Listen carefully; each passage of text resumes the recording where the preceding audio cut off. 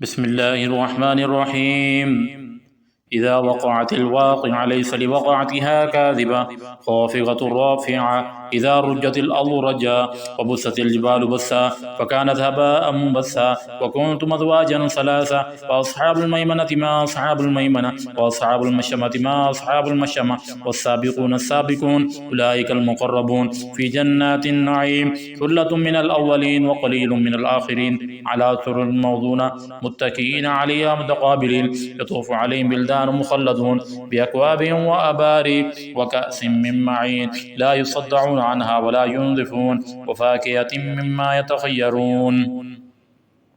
ولحم طير مما يشتهون وحور عين كأمثال اللؤلؤ المكنون جزاء بما كانوا يعملون لا يسمعون فيها لغوا ولا تأثيما إلا قيلا سلاما سلاما وأصحاب اليمين ما أصحاب اليمين في سدر مسقود وطلح منضود وظل ممدود وماء مسكوب وفاكهة كثيرة لا مقطوعة ولا ممنوعة وفرش مرفوعة إنا أنشأناهن إنشاء فجعلناهن أبكارا عربا أترابا لأصحاب اليمين ثلة من الأولين وثلة من الآخرين وأصحاب الشمال ما أصحاب الشمال في سموم وحميم وظل من يحموم لا بارد ولا كريم إنهم كانوا قبل ذلك مترفين وكانوا يصرون على الحنث العظيم وكانوا يقولون أئذا متنا وكنا ترابا وعظاما أئنا لمبعوثون أو آباؤنا الأولون قل إن الأولين والآخرين لمجموعون إلى ميقات يوم معلوم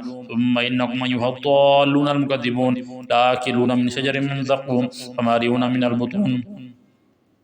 فشاربون عليه من الحميم فشاربون شرب الهيم هذا نزلهم يوم الدين نحن خلقناكم فلولا تصدقون أفرأيتم ما تمنون أأنتم تخلقونه أم نحن الخالقون نحن قدرنا بينكم الموت وما نحن بمسبوقين على أن نبدل أمثالكم وننشئكم فيما لا تعلمون ولقد علمتم النشأة الأولى فلولا تذكرون أفرأيتم ما تحرثون أأنتم تزرعونه أم نحن الزارعون لو نشاء لجعلناه حطاما فظلتم تفكهون إنا لمغرقون بل نحن محرومون أفرأيتم الماء الذي تشربون أأنتم أنزلتموه من المزن أم نحن المنزلون لو نشاء جعلناه أجاجا فلولا تشكرون أفرأيتم النار التي تورون أأنتم أنشأتم شجرتها أم نحن المنشئون نحن جعلناها تذكرة ومتاعا للمقوين سبح باسم ربك العظيم فلا أقسم بمواقع النجوم وإنه لقسم لو تعلمون عظيم إنه لقرآن كريم في كتاب مكنون لا يمسه إلا المطهرون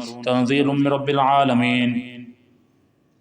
فبهذا الحديث أنتم مدهنون وتجعلون رزقكم أنكم تكذبون فلولا إذا بلغت الحلقوم وأنتم حينئذ تنظرون ونحن أقرب إليه منكم ولكن لا تبصرون فلولا إن كنتم غير مدينين ترجعونها إن كنتم صادقين فأما إن كان من المقربين فروح وريحان وجنة نعيم وأما إن كان من أصحاب اليمين فسلام لك من أصحاب اليمين وأما إن كان من المكذبين الضالين فنزل من حميم وتصلية جحيم إن هذا لهو حق اليقين فسبح باسم ربك العظيم صدق الله العظيم.